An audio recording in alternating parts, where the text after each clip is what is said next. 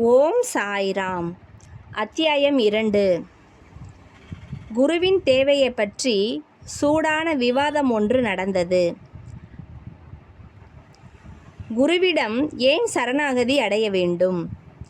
நாம் நம்முடைய கடமையை செய்ய வேண்டி இருக்கையில் ஏன் குரு தேவைப்படுகிறார்?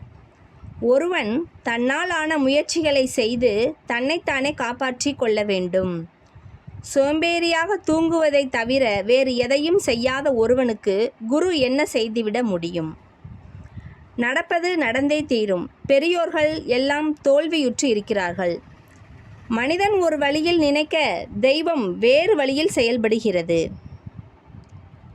பெருமையும் அகங்காரமும் உமக்கு உதவாது.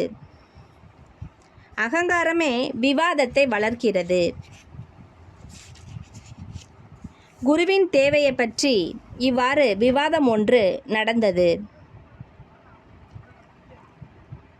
காகா சாஹேப் தீஷித் பாபாவிடம் சென்று தான் ஷீரடியை விட்டு போக வேண்டுமா என கேட்டார்.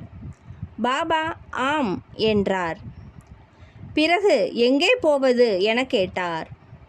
பாபா உயர மேலே என கூறினார். அம்மனிதர் வழி எப்படிப்பட்டது என பாபாவிடம் கேட்டார். பாபா கூறினார், அங்கே போவதற்கு பல வழிகள் உள்ளன. இங்கிருந்து ஷீரடியிலிருந்தும் ஒரு வழி உள்ளது. பாதை கடினமானது. புலிகளும் ஓநாய்களும் வழியிலுள்ள காடுகளில் உள்ளன என்றார் பாபா. காகா சாஹேப் தீஷித், ஒரு வழிகாட்டியை நாம் அழைத்து சென்றால் என்ன என்று கேட்டார். அதற்கு பாபா கூறினார், அப்போது கடினம் இல்லை.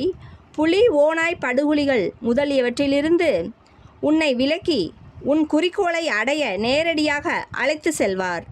வழிகாட்டி இல்லை என்றால் காடுகளில் நீ காணாமல் போகலாம் அல்லது படுகுழியில் விழும் அபாயம் இருக்கிறது என்றார் பாபா. இதுவே குரு அவசியமா என்னும் விவாதத்திற்கு பாபாவின் பதில் என்று எண்ணினார்கள். நம்பிக்கையும் பொறுமையுமே அத்தகைய முன்னேற்றத்திற்கு தேவையான நற்பண்புகள் என்பது சாயிபாபாவின் திருக்குறிப்பாகும். ஸ்ரீ சாயியே பணிக. அனைவருக்கும் சாந்தி நிலவட்டும். ஓம் சாய்ராம். ஜெய் சாய்ராம்.